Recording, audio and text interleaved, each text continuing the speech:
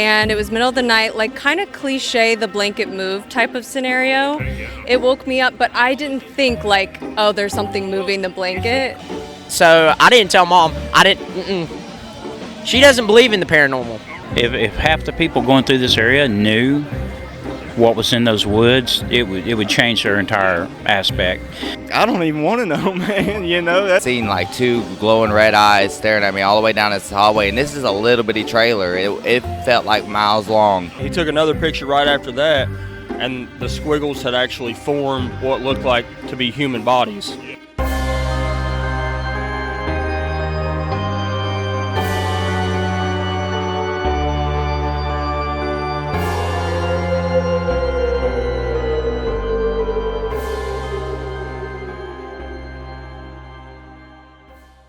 Hey guys, how's it going? I'm Doug with the Wendibros here in my Wendibros studios, and we have volume 2, or should I say year 2, of Saucers Over Appalachia coverage.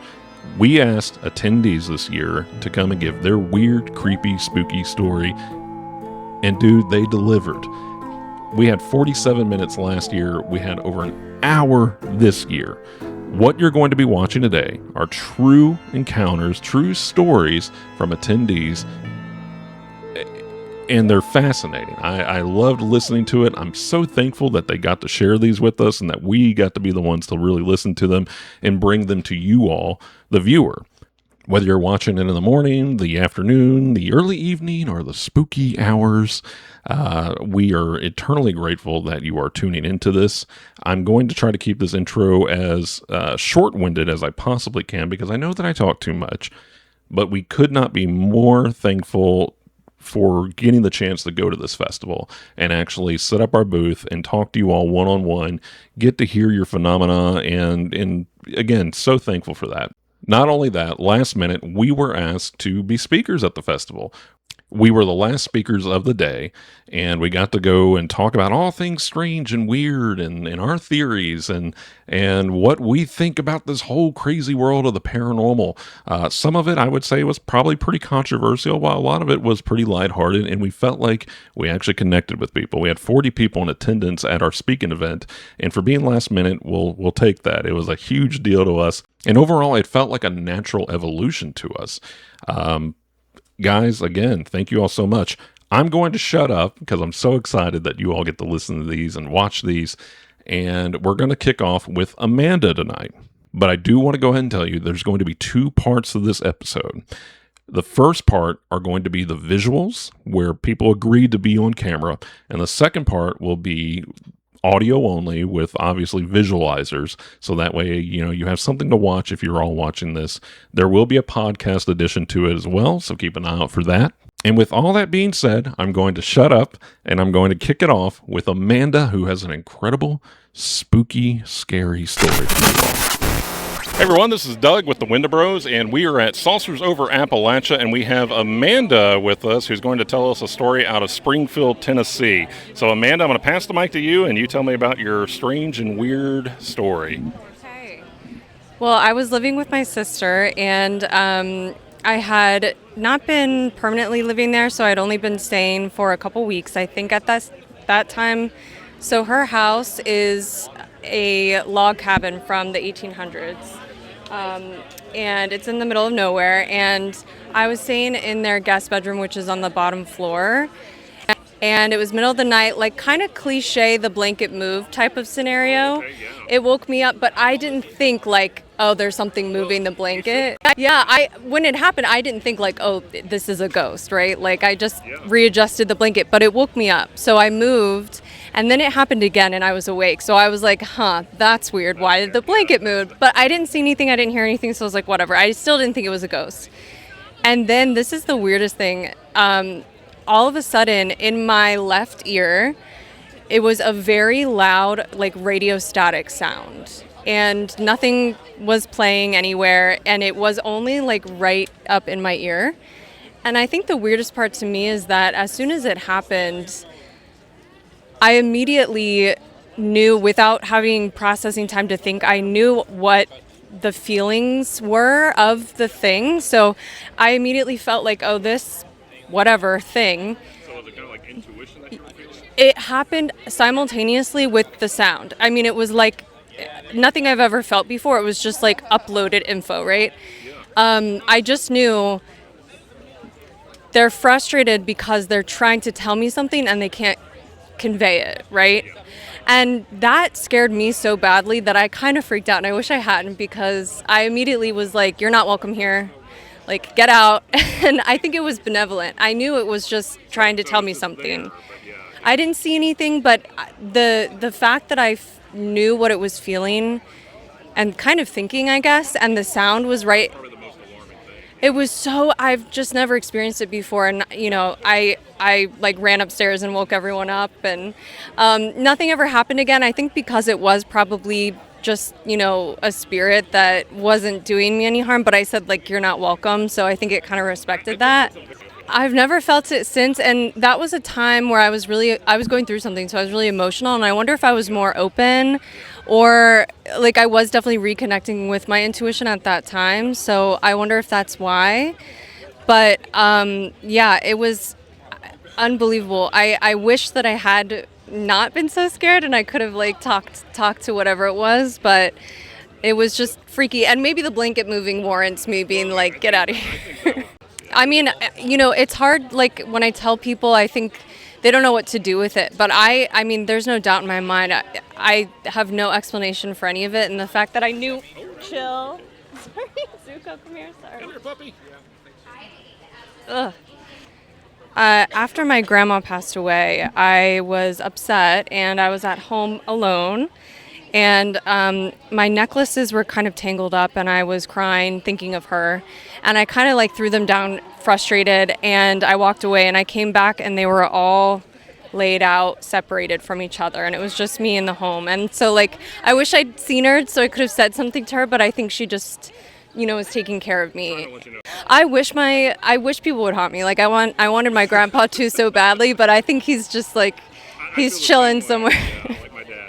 So there we have Amanda's story, and Amanda, thank you so much for that. And while we were there, I was asking her questions and talking to her, and the one thing that I really picked up on Amanda's story was that she said it felt like it was an upload to her consciousness, and that her left ear started ringing, and I had never really thought about it that way.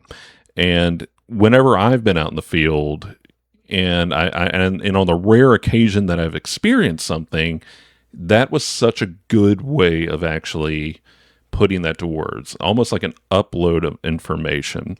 Like your third eye is seeing something that's not there, but you have a very clear visualization of it. And though we have a lot of scenarios out there where we hear a few knocks and we hear a few groans or moans, and we may get some kind of visual anomaly, you hardly ever see something that's in the bed with you that's causing movement, causing the blanket to move. Could it have been the air conditioner? Could it have been a breeze? Sure, it could have been. But rarely do we have those incidents where we almost have a true horror movie scenario happening. And I don't really get to hear a lot of that out there. I've heard some incredible stories before, but that was one where I was like, you watch the movies, and maybe it could have been a case of that. I'm not sure if Amanda watched a horror movie before and may have scared herself. I truly believed Amanda, and she made circles around and eventually came back. The other thing that I found so fascinating, too, is that she was in distress over her grandmother passing away. And it's almost like her grandmother never left and sent her a very warm reminder that she was still there. The thing that I would like to think with Amanda is that in many ways, she could have very sharp intuition. I never like to use the word psychic or medium, and I know that's kind of a controversial opinion of the Wendibros, is that I think that everybody kind of has that ability, that third sight, that third eye. We just are able to tap into it a little bit better than others.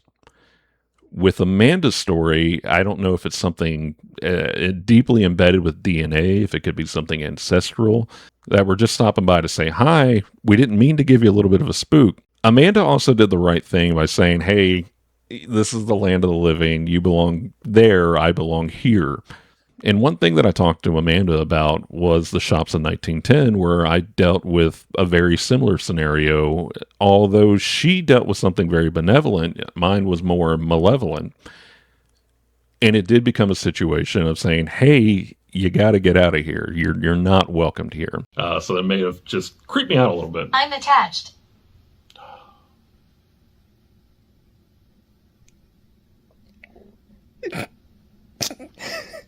Now I got serious goosebumps. Okay.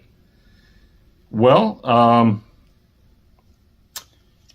in the name of God, I ask you to release yourself. I don't want you near me. I rebuke you. And in the power of Jesus, I say no. So you can leave. And you can go. And you can stay here. Or you can move on to the afterlife, however you want to do it. But you're not attached to us. I rebuke you in the name of God.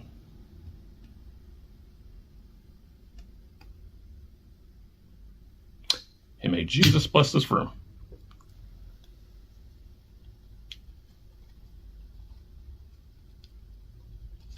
And I would say that's probably the best advice going forward, especially if you're not experienced with this kind of thing. So from there, I'm going to shut up. And I'm just going to say thank you so much, Amanda, for that wonderful story.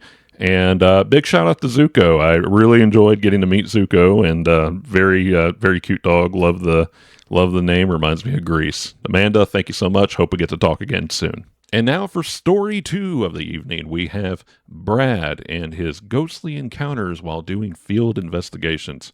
Brad, take it away, my friend. Everyone, I'm Doug with the Wendibros, and I am here with Brad today at the Saucers Over Appalachia Festival. And Brad, you're going to tell us the time you went ghost hunting with your buddies. Brad, the mic is yours, buddy. So this was years ago. Me and 4 of my buddies, so a total of 5 of us. We had heard stories from the top of the dam, TVA Dam, where when they were building it, people had died up there, so there was lures of ghosts. So we went up there just to check it out, and sure enough, there was a total of 5 of us. When we were walking through the light, there was 6 shadows. So we got kind of creeped out, and we just kind of left. There was another story. Me and my buddy, we went to a graveyard at nighttime, and he took a picture towards some headstones. There was a red orb on the ground. So he was like, oh man, check this out. So he takes another picture. There were squiggles going up the line, up the screen at that time. He took another picture right after that, and the squiggles had actually formed what looked like to be human bodies. So that was kind of cool. I didn't get creeped out by that one. I honestly thought that one was pretty cool. It was actually a bunch of them. There was about 6 or 7 on the screen. So I feel like we definitely saw something. Back when I was about 8 or 9, my grandmother, her sister had passed away that lived in her house, and we went and we would stay the night with her every weekend. And after she passed away in the house, I was asleep on the couch, and I looked over and I could have swore I saw her sister standing there over me. I believe that's all the stories I've got for now. So with Brad, it was kind of like pulling teeth, and I really had to get him open and talking, and eventually I did. And the one thing that he started out with is, I went ghost hunting, we got spooked, I left. And Brad may be the smartest guy I've ever talked to, because you don't ever hear that. I wish that I probably had the survival instinct enough to say, hey, this is a little bit weird, and I should probably walk away. But once I said, well, Brad, is that it? Is that the only thing you got? No, he kept going. And he had told me that he had been a believer for a long time. I think beginning around 17 is what he said, all the way back to eventually 8 is what he said. So he went back out and did some more field investigation and saw orbs. Now, with me, orbs are... It's one of those things I can kind of take it or leave it. I've only encountered one orb where I've been like, okay, that's a little bit strange. For the most part, IR typically catches dust. Flashes typically will reflect off of dust particles. again, I take that with a grain of salt. The thing that I found very interesting, though, is that Brad had said that they were forming humanoid shapes.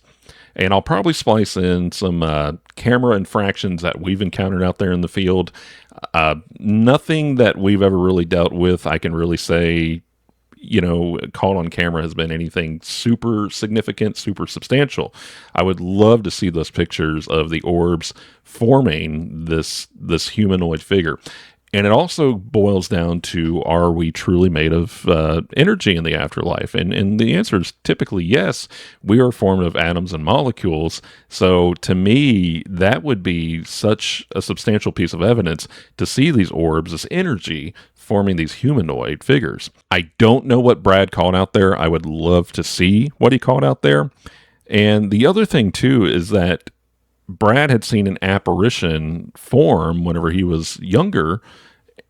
And it's so fascinating to me because whenever I talk to Brad, he did not strike me as the type that I would really peg as a true believer until I actually got to talk with him. There's not really a whole lot more I can add to that other than the fact that we are all comprised of certain energies, that we have plenty of electrical synapses, and there's reason to believe, Brad, to say that, hey, I caught this electrical phenomena on camera and I didn't share it with the Wendibros, and that's the only thing I'm upset about. And by the way, guys, if you are in Bristol, Virginia, be sure to stop downtown and visit the Bristol Boutique. Bristol Boutique has a ton of metaphysical items, a lot of spooky, witchy stuff, a whole lot of awesome books. There was a hoodoo book there. I'll probably go back there and get very soon. I hardly ever see those types of literature out in the wild. It's a little bit spooky, so be warned. And make sure that you prepare yourself for that kind of thing. Haunted items, a lot of creepy stuff in there, but it's well worth checking out if you're out that way. Thanks, Bristol Boutique, and thanks, Brad. All right, next up we have Matt Savage. Matt really surprised me with this story, and I think that's going to surprise you guys too. It involves a haunted trailer, and whenever we get done listening to Brad, I'm going to talk about my haunted trailer story a little bit too. Hey everyone, this is Doug with the Wendibros, and I am here with Matthew Savage, who is going to be telling us a weird and strange story here in Appalachia at the Saucers Over Appalachia Festival. Matthew, go ahead and tell me your story, buddy. All right, so this story happened when I was like 5 or 6 years old, and it was in Tennessee in the Appalachian Mountains. I can't really remember where exactly, but we were staying with a friend. His name was Chris, but it was my dad's friend, and I always felt weird about being in this house. And one time I was getting up to go to the bathroom, and I'd seen like two glowing red eyes staring at me all the way down this hallway. And this is a little bitty trailer. It felt like miles long. And I mean, I was a kid, and you would think it would have been scarier. But then the next night, my dad told us to go to sleep, so we all fell asleep in the living room. But my sister, she was in the room we were supposed to go to bed in, and she said that the closet doors, we never heard her screaming or nothing. And she said the closet doors had came open, and she saw two dogs coming out of the closet with her skin like melted, and two dogs coming out of the closet with their skin melting, and she's sitting there screaming bloody murder. And we finally heard her screaming. There's no door on the lock.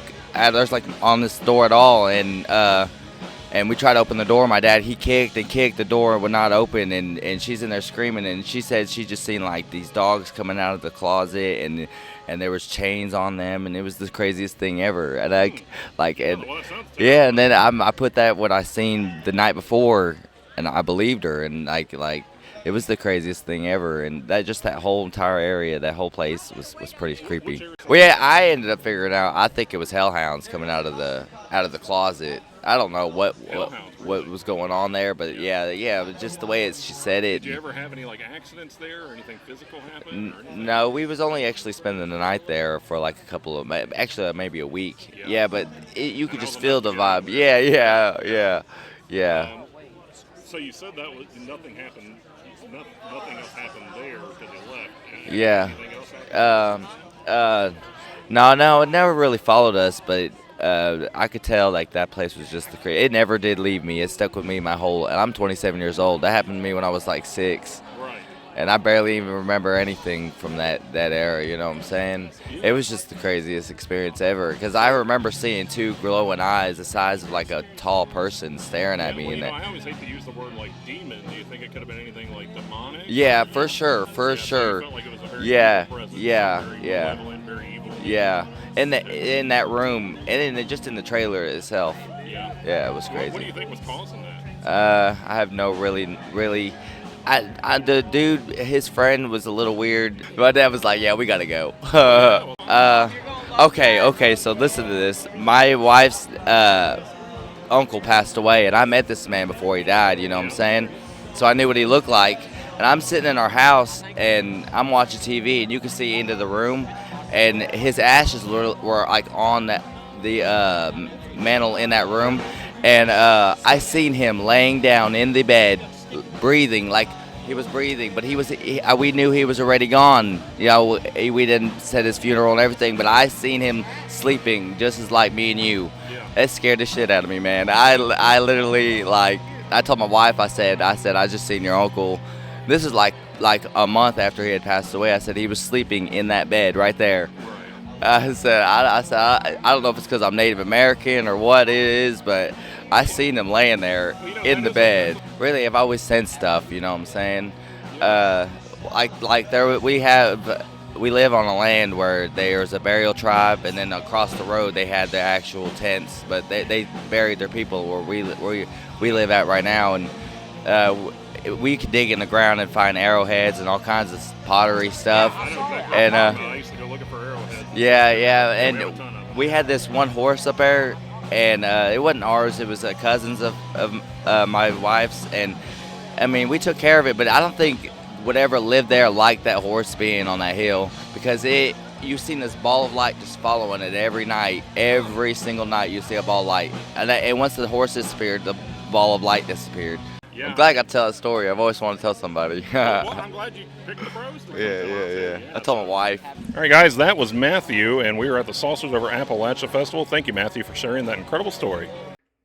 So there's a lot to unpack here, and I really it's so funny because I did not expect that story to come out of him, and it was probably our longest up until that day, and it's whenever I asked him about what was going on in this place.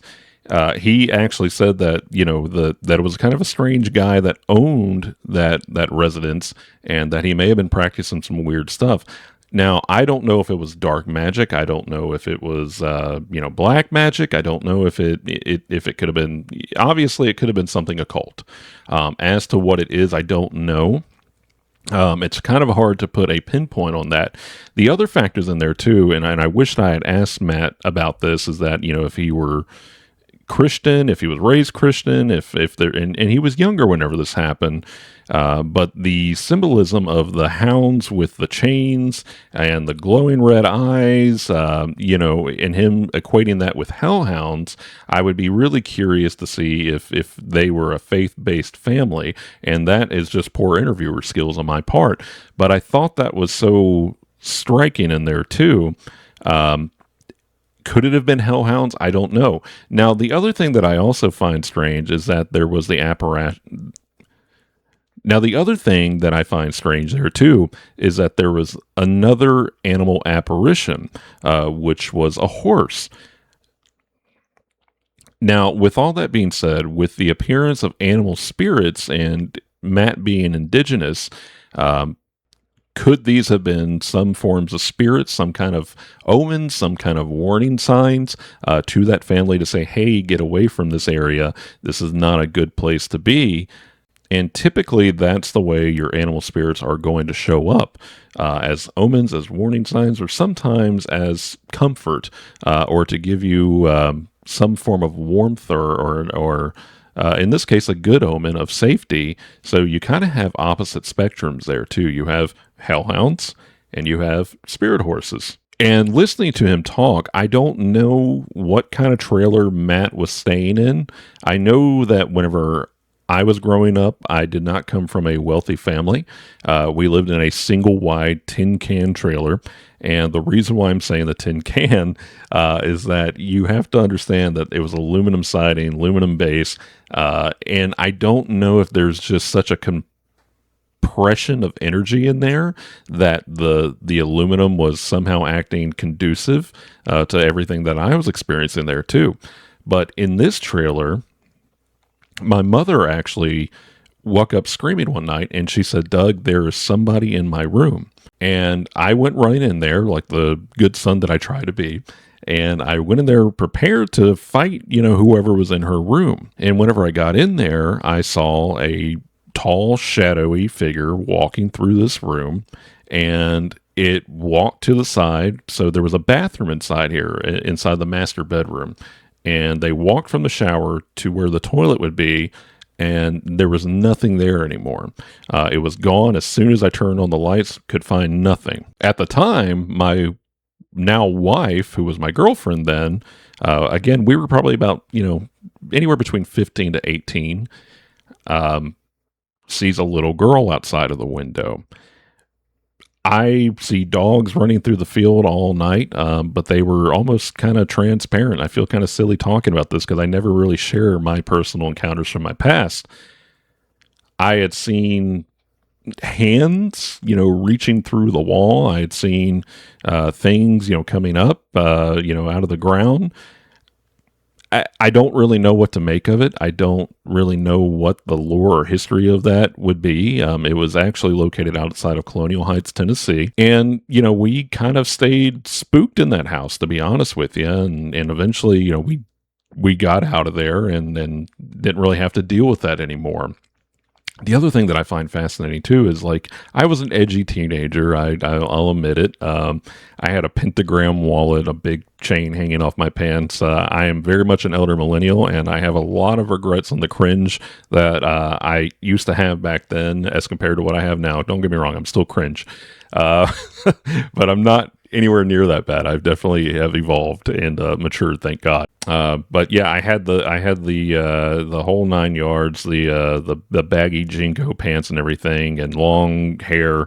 I was every bit of a black metal metalhead kid. I used to play tough guy, and here I was, turning on my black lights in my room.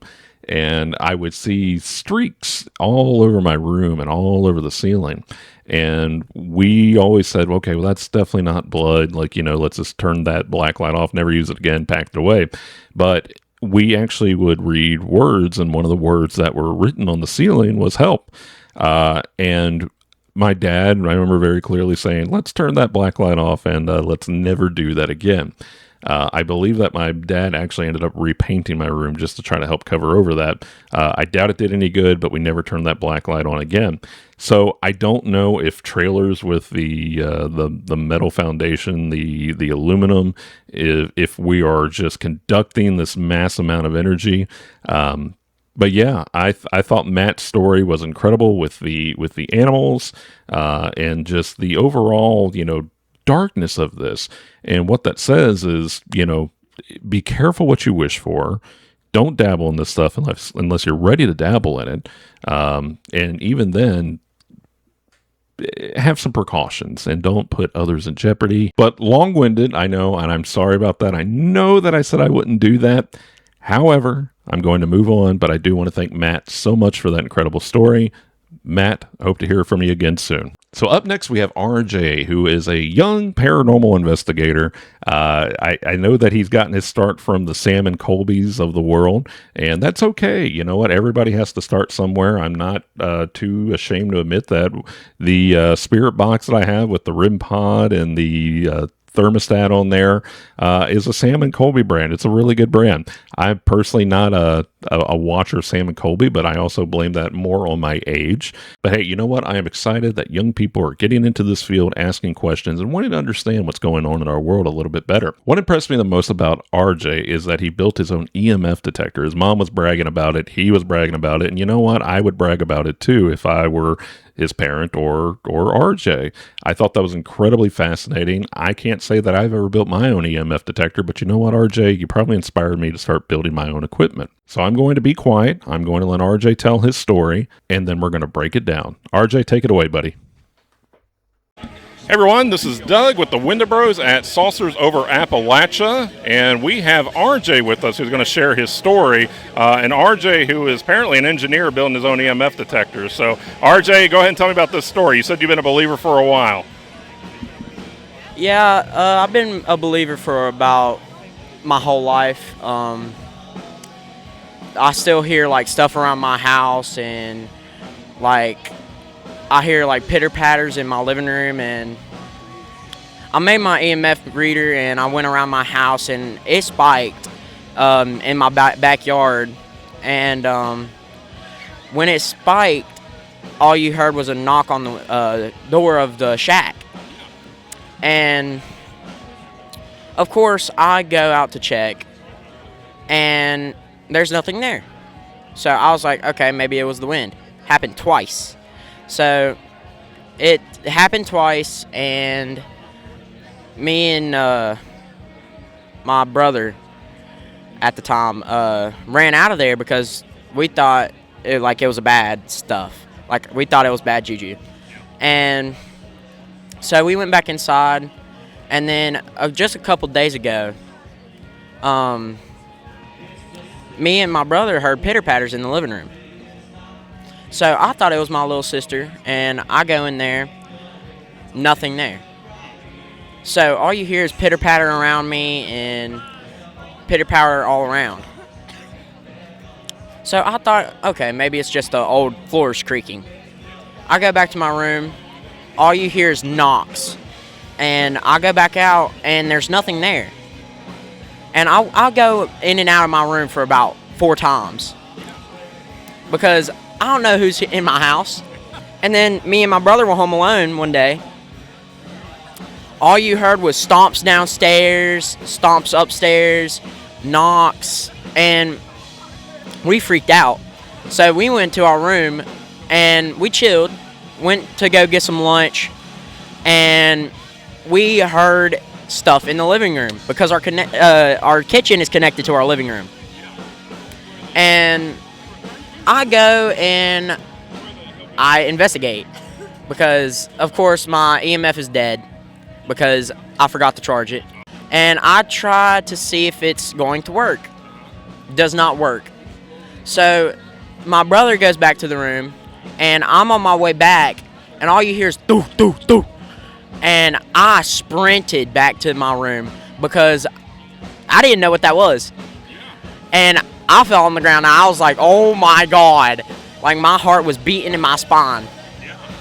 And so I didn't tell Mom.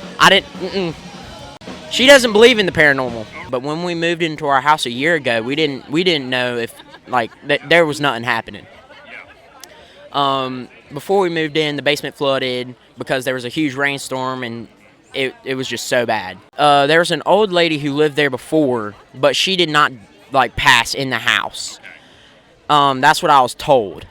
And the thing is, I think that more people has passed in that house instead of just the mom. And like, my stepdad's gone and everybody's gone except for me and my brother.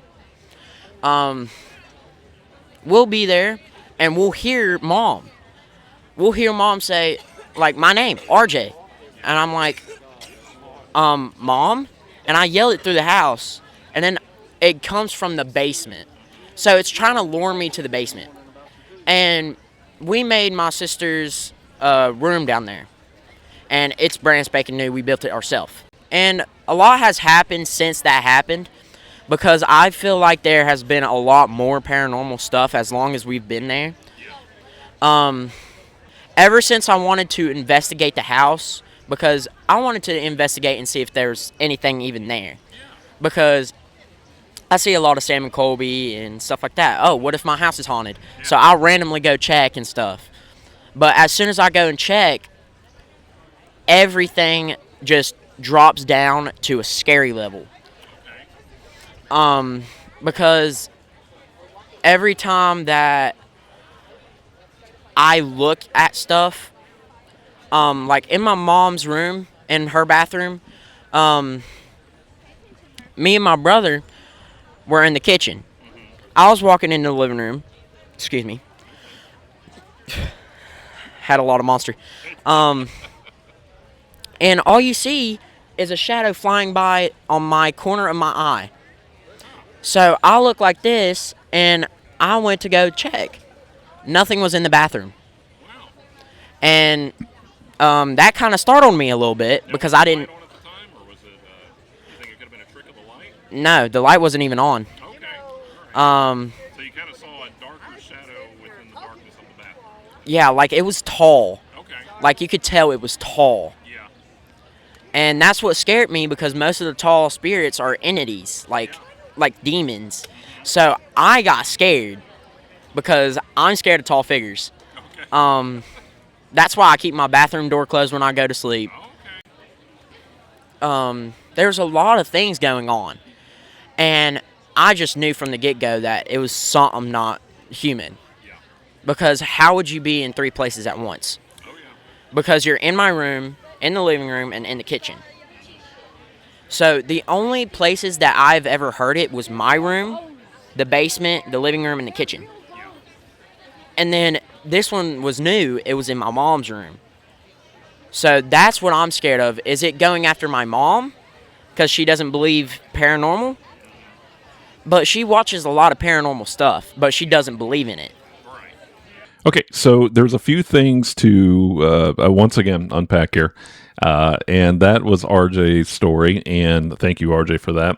One thing I really want to bring to attention, and again, I hope RJ doesn't watch this and think that I'm disputing it or dismissing it. For a lot of the stories I typically hear, I'm very receptive of it. I believe that you believe, and that's usually kind of my mantra throughout this whole thing. The only thing, and I did talk to RJ about this whenever we were there, is be careful of, falling into the traps of popular paranormal. We are certainly not popular paranormal, and I do this because, I have a certain love for this type of thing because of my own experiences with it. That's part of the reason why I'm a big non-believer while also being a believer. I believe what RJ is saying. I believe that he is experiencing something. Where I become a little bit hesitant is the word demon, and I always tend to focus on the word demon more than anything, especially whenever I talk to people about the demonic. And whenever we were there, we discussed at length, typically the 2 words that people are afraid of the most, possession and demon. And from my own personal experience, I've dealt with cases that have involved possession, and a lot of the times it was usually a manifestation of your own mind. It was related to mental health. I don't think RJ is dealing with any of that. Again, very strong-willed young man, in his own words, the bravest out of all his friends, for him to be willing to do this stuff. But where we have our Sam and Colbys, and again, I'm not knocking it because I think that our Sam and Colbys and these other popular influencers out there with their paranormal shows are bringing younger generations to this stuff to understand it. What I challenge RJ to do is, create your own understanding of this stuff. And one thing I said to him is that if you are so smart to build your own EMF detector, I really want you to look into things like energies. And the thing about EMF detectors is that they're not there to detect ghosts. They're there to detect, electrical frequencies. So if you put your cell phone up to an EMF detector, it's going to go haywire. Put it up against lighting, it's going to go haywire. Look for those things first before we say ghosts. And if we have something going on where there's no interference whatsoever that could cause an EMF spike, that would be, not cause for alarm, but cause to think, okay, well, maybe there's something a little bit strange here, something a little bit weird. In our example would probably be like the river house, having a few spikes in there with literally nothing going on. Always put your phone in airplane mode. But we have an over-reliance on the word demon. And when we talk about demonic, usually when people bring that up to me, and in prior cases that I've done, probably it's been about 2 years now since I handled this one. I won't go into length at it right now. I'll do it at another date. This individual that I talked to, she was going through what she believed was a possession. And what we usually find is that these are inner demons that folks are dealing with. The personification or the manifestation of a demon, I take with a grain of salt. I'm not entirely, as far as the looks of them, they could look like us.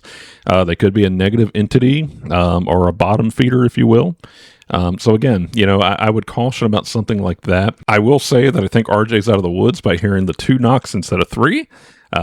And the other thing too is I told him to really look into, again, residual energy, look into frequencies, and I think that plays a lot of it in there too.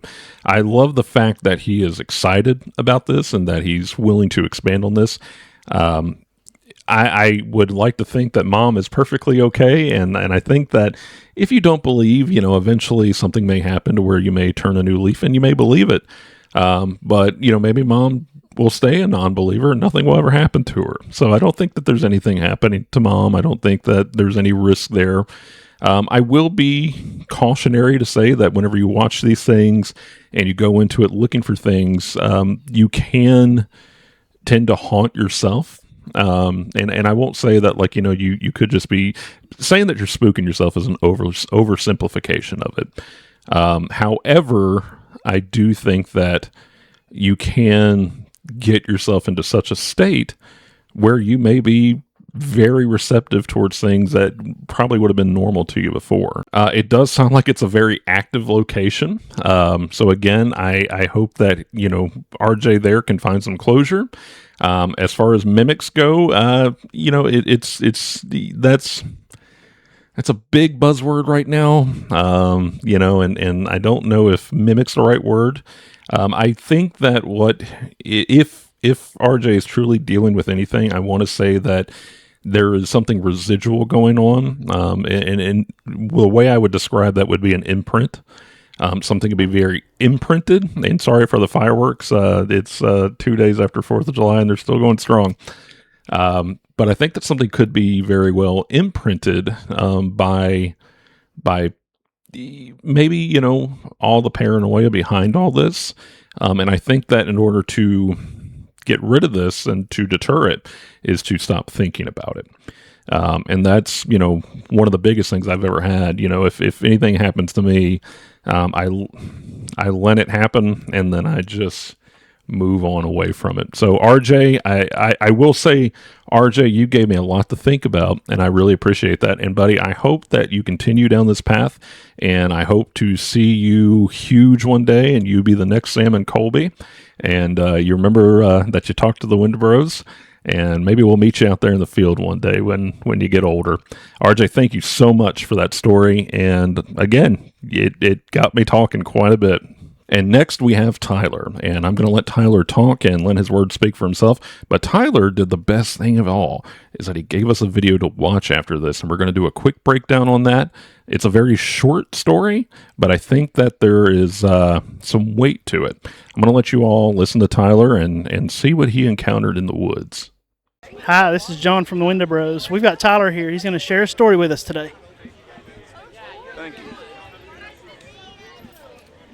So, about 6 years ago, I know I give like a brief rundown, but about 6 years ago I took the video, and me and my best friend, we were in the woods, and we were walking, just as we've done a million times before. Like, it's routine for us, we'd go hunting out there and everything. But something was different. Like, when we seen it, it was about like 50 yards away, give or take. And it was like I described earlier, how birds are sort of like hunched over sometimes. Well, it was like, it had to have been at least 7 foot tall. and it was pitch black. And you know, sometimes like the feeling of dread will set in when you see something you shouldn't be seeing. Well, that's what it was, and it was banging its head against the tree, and the tree was like, I mean, it wasn't a small tree by any means. And we got the video, and I mean, it spooked us so bad. I mean, we sprinted out of the woods, and I don't think we tripped over the first rock or stick of how fast we were running. I mean, it spooked us bad, and you could audibly hear it hitting its head against the tree. Couldn't really make out a beak like a usual bird, but it had wings like a bird, and it was just hunched over, you know. Well, we had been in the woods all day, and it was starting to get dark, so I'd say anywhere from maybe 6 p.m. to 7 p.m. sometime. What do you think it was? I don't even want to know, man. You know, that's one of those things like you don't want to run into it again. I don't know. I talked with a gentleman somewhere over there about cryptids in the Southwest Virginia area, and he described a native legend to me, and it was some type of bird, but I can't really remember what it is. And, you know, we sort of shared insight on that. Oh, yeah. That's cool. So you say you felt dread. Yeah. Do you think it knew you were there? Did it see you? I hope not. I hope not. It might have.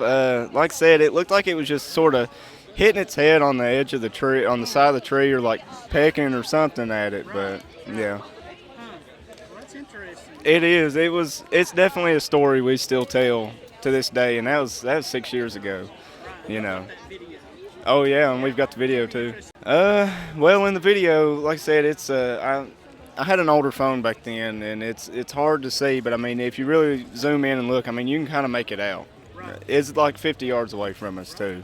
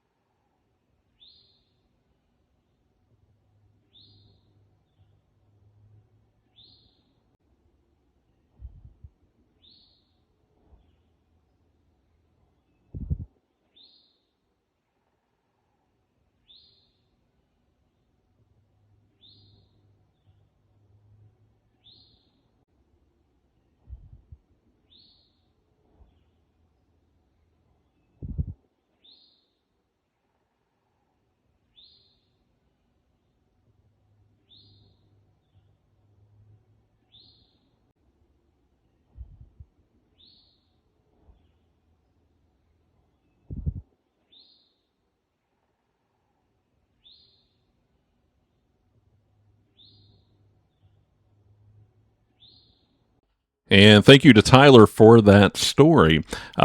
This was the first time we had really somebody come up to us with a full video of what they were potentially looking at. And I guess if you wanted to boil it down to something, a perceived cryptid encounter.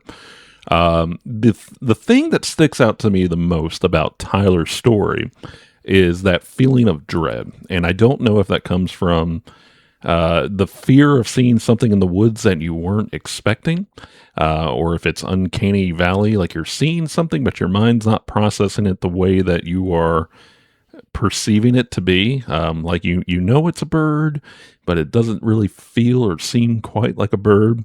The other thing that Tyler touched on was a Native American legend, and I'm not sure as to the one that the gentleman next to us, which, by the way, their names are Chasing Ravens, Dr. Charles and Dr. Ray, parapsychologists in the field of the paranormal, and a big thank you to those guys that came out and set up with us, too. The one Native American legend that comes to the top of my head right off the back, and please forgive my pronunciation if I do say this wrong, the Tulanoa, which translates to Thunderhawk. And the Thunderhawks would swoop down, and they would snatch children and snatch small animals, and they would take them up to their nests. And in some Native American tribes, there were stories of Native Americans roping down into the nest and taking the children back to the village before they were, trigger warning, eaten by the Thunderhawks. And these were described as large black birds. The other legend goes that they used to fight off the large horned river serpents as well. I would have to ask those guys, what legend that they're referring to. But watching that video, what I see in there, it's a very strange video. The way the head kind of whips back and forth, it's very, it can be very unsettling, especially if you're in the woods and you're not expecting to see something like that. Do I think that it's a cryptid? No, I do think that it is a bird that we're looking at. If I did have to pigeonhole it as a bird or give it a label, what I think that I'm looking at is a black Canadian goose. And a lot of folks might say, well, how's it a Canadian goose? But they're here in the South. They typically migrate here. And the other bird that comes to my mind would be a turkey vulture. And turkey vultures, they can have large black bodies, have the long necks. Both birds have very long necks, and could potentially whip back and forth. Birds have very strange and odd behavior. I do think it's a strange video. What you saw there was digitally enhanced in order to try to make up what we really could not perceive. I was so thankful that Tyler did share that video with us and allow us to actually dig into it and expand on it and also try to enhance it as much as we could. Unfortunately, we could only do so much with the resolution that we had with it. But yeah, I mean, I think that if you're going to the woods and you're not expecting to see something like that, I definitely think that would be very odd and unsettling. So, Tyler, thank you for that story. Always appreciated. And hopefully we put your mind at ease a little bit about it and you go back in those woods and hopefully you don't have an encounter again. But if you do, you're able to put a label on it. And if you do see anything weird out there that you want us to look into and try to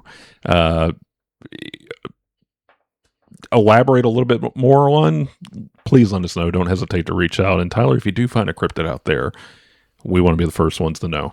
Thanks, Tyler. And our final story of this episode is going to be Robbie. Robbie's going to share a story about a time he went out in the woods, and I'm not going to spoil it for you.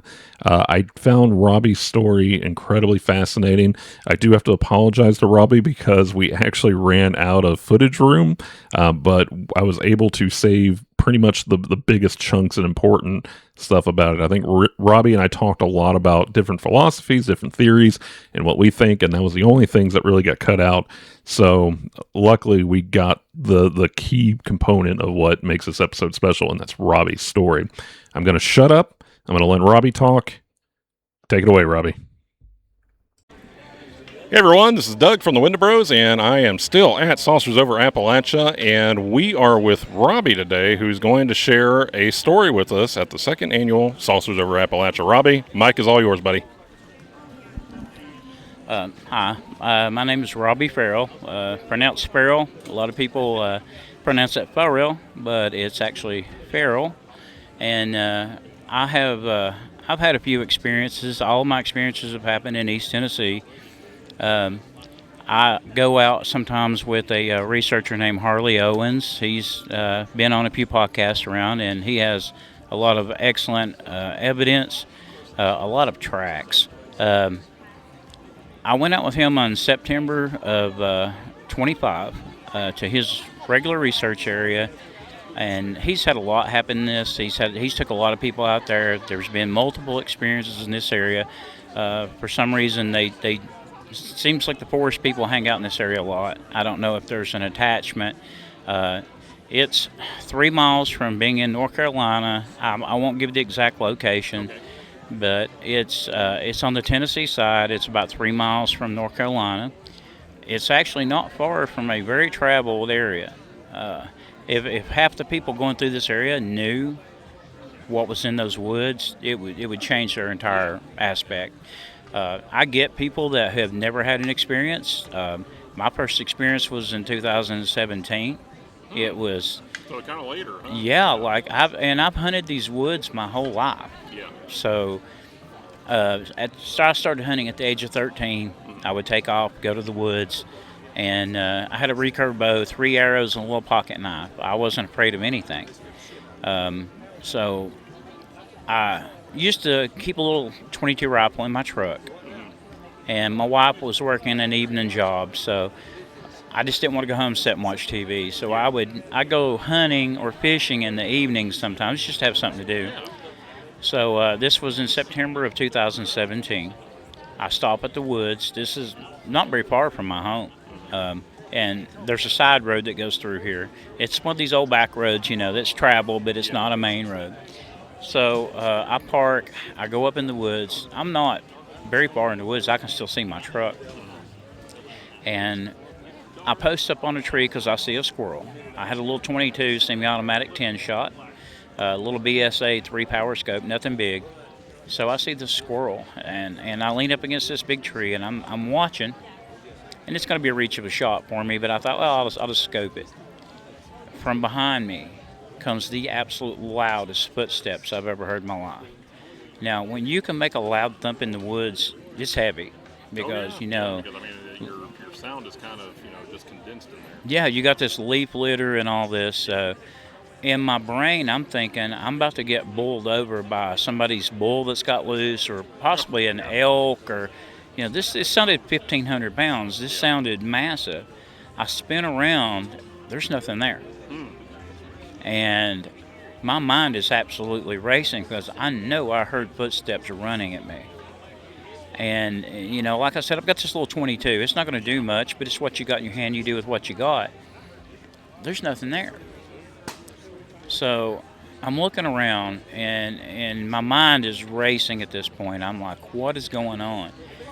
And I stay here for 5 minutes just looking. I can't move because I feel like there's something there. And I don't know if it was a predator effect or if it was some kind of camouflage, but there was something there. I feel it. I feel it in my body that there's something there. So I finally get brave. I take a couple of steps and I start moving in a semicircle. I'm trying to find something out of place. Maybe a big rock was just tumbling, or a tree branch broke and bounced. I'm trying to equate these footstep sounds to something heavy that could naturally happen. And then in the back of my mind, I hear a voice say, "You need to leave." I'm freaking out. Yeah. Because So you heard this reverberate in your mind. Yeah, I heard it. It was a clear voice. It was deep. It was a little guttural. It was not my voice. Yeah. And I'm a Christian. I was saved when I was young. Yeah. It wasn't your internal monologue that you're used to. No, this was not internal monologue. This was not faith-based. This was not. I don't feel like this was a warning from God. This is something I don't understand, and now I'm really freaking out. My heart's pumping peanut butter. My skin's wire. The hair on the back of my neck standing up. That adrenaline. Yeah, and then I'm like, am I going crazy? Am I losing my mind? I'm questioning myself. So I move on up a little bit further. I get out there about 70 feet, 75 feet, and I'm looking all around the ground, and then I hear again, "Leave now." And this was like, I'm done. I'm out. I'm not dealing with this. I am hearing something that I can't see. I've had the footsteps run at me. I have this deep feeling that I'm being watched. Now I'm hearing a disembodied voice. So I leave. Now this is a place I've hunted for 36 years. Yeah. I can see my vehicle. I'm not in the deep woods. There's something, just not right about this. And this is a place I go to often. So I drive this road to go to my parents' house. So I travel this often. And I quit. I quit going. I don't go there. So it just scared you that bad? Or? Yeah. I try to talk to a few people about it, and they give you the rolling eyes and the wondering look, and they're trying to evaluate whether you're losing your mind or not. And if a stranger does it to me, oh well. Yeah. When it happens to you, yeah. When your brother does, Yeah. when your parents look at you and go, "Are you sure you heard that?" Yeah. That hurts. That hits you on a different level. So yeah, I stopped going there. I still would go fishing on the other side of the road on the lake, a good mile away. Now, what do you But think this was? at first, I wasn't sure. Yeah. It deeply impacted me. It affected my psychosis. So Do you think it might have been a spirit, or do you think it could have been like something a little bit more ancient or primordial? Or? I wasn't sure. Yeah. And it was years later that it was actually on Christmas morning on 2021 or 2021, not 2121. I'm not sure. I might have said that backwards, but it was 2021 Christmas morning. I was going to go to my parents' house. I want to see them on Christmas morning. 8:30 in the morning. It's daylight. I start toward their house, and I get right to that spot where this had happened. And my wife had said she'd seen a large buck in that area, so I was like, okay, I'll keep my eyes open for this buck. And when I look up the hill, I'm running like 20, 25 mile an hour. I'm not going fast.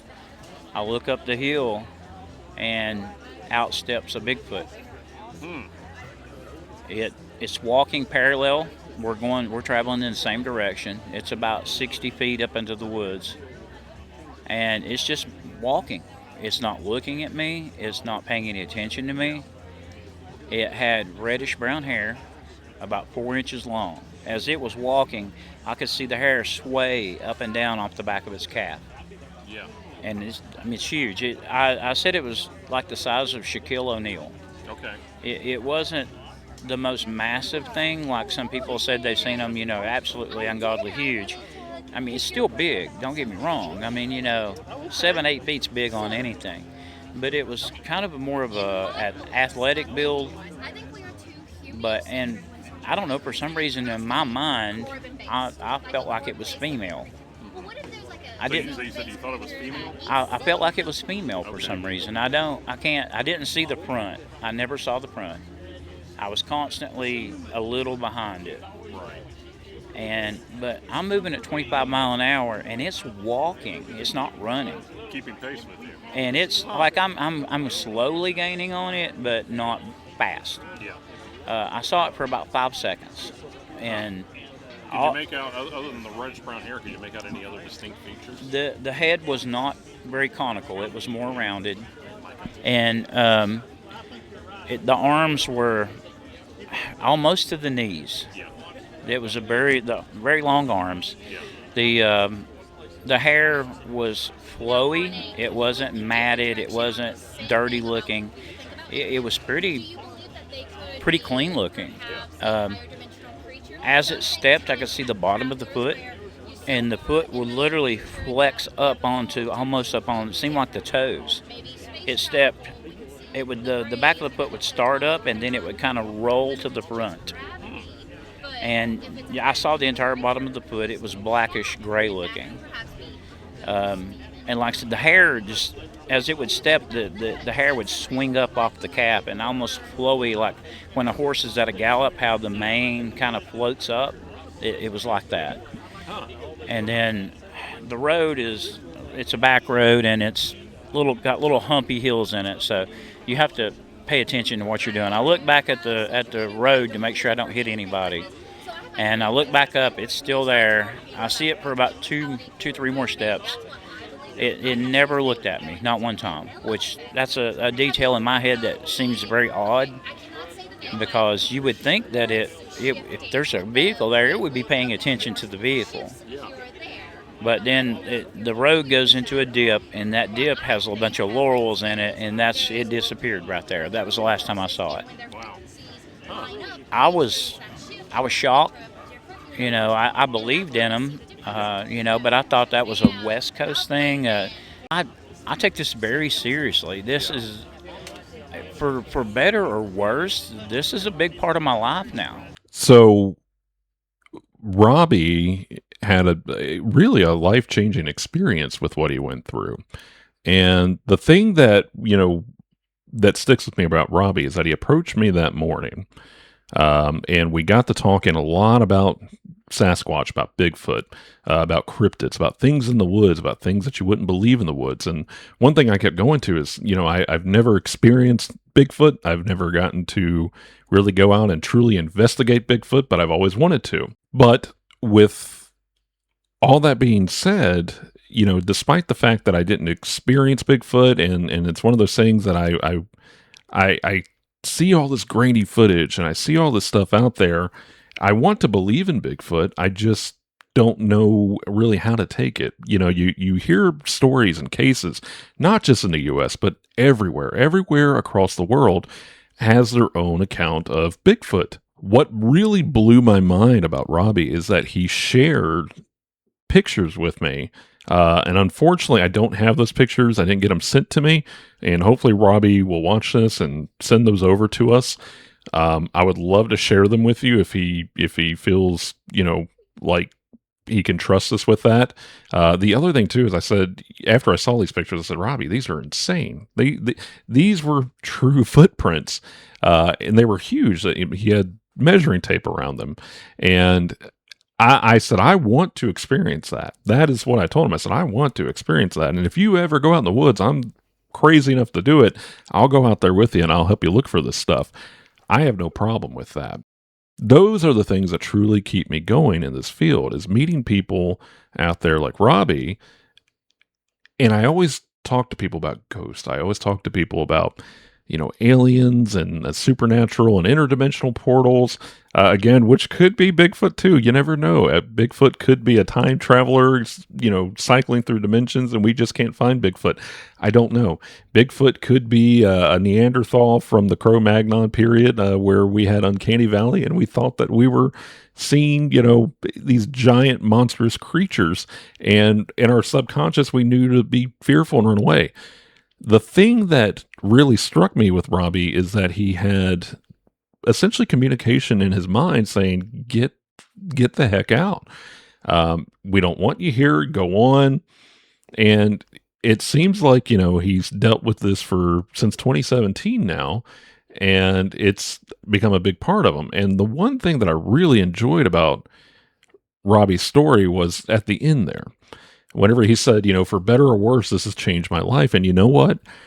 I completely agree with that. You know, whenever you deal with something that, you know, people are going to roll their eyes at you. They're going to scrutinize you. They're going to say, I don't believe that stuff. You sometimes have things that happen to you and you say, well, this completely shifted my dynamic. This has shifted my personality. My whole outlook of what I perceive in the world is completely different now. And in many ways, that's what happened to me. Whenever I started doing this stuff, and even though I had experiences whenever I was younger, I pushed that stuff in the back of my mind because I said, yeah, I chose not to believe it. But whenever it kept happening more frequently, and I would go out there and I investigate things, and things would happen, I would say, well, I can't really dismiss that. I can't really dispute it. We don't find a lot, but whenever we do, it's kind of hard. It's kind of hard to go back after that. So, Robbie, again, great story. I hope to go out with you here soon to look for a Bigfoot. I love the descriptive details of the red flowing hair. You know, I mean, you had so much vivid detail that it's hard not to believe that this was a firsthand encounter. But yeah, I hope to get out there, and I always say that the Wendibros we're going to be the ones that find Bigfoot, you know, up close, and I don't know what I would do with that information. I think I would probably try to keep Bigfoot safe if that were the case. But Robbie, again, great story. Thank you so much for sharing it, and hopefully we catch each other out there and we find a Bigfoot. Thanks, buddy. And guys, that is the ending of the first part of our Saucers Over Appalachia Year 2 coverage. Guys, I want to thank you all so much for the honor, the privilege, and the trust that you put into us to deliver your stories.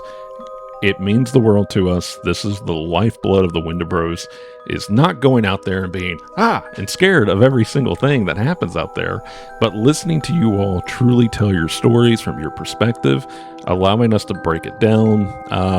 And yeah, I mean, you guys are the lifeblood of this, and we cannot thank you enough for that. I was looking recently, and we've had 45,000 views on our channel, and we have a little over 2,000 followers, which we never would have dreamed of. And guys, we are so thankful for that. I do want to let everyone know that if you did not hear your story, that was because that you chose to be off camera, and that will be in the additional episode, which will have visualizers with it in order to make up for the lack of visual that we had where you were off camera. So don't fret, you're coming in the next one, and I got you covered. But guys, as always, I am so happy that you tuned in. I hope that you stay safe. I hope that you take care of that mental health. I hope that you look underneath your bed at night and make sure that there's nothing down there. But if there is, always remember, if you've got a boo, then you better call a bro.